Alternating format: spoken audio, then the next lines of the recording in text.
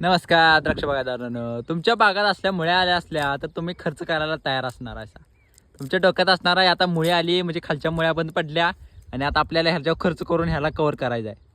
पण अशी काही गोष्ट नाही, कारण की ही मुळी म्हणजे जमिनीमध्ये आपल्या ही झालेलं असतं, झाडामध्ये आहे ना जे मुळ्या आहेत ना त्यांचं म्हणजे सर्क्युलेशन, एअर सर्क्युलेशन आहे ते थांबलं जातं.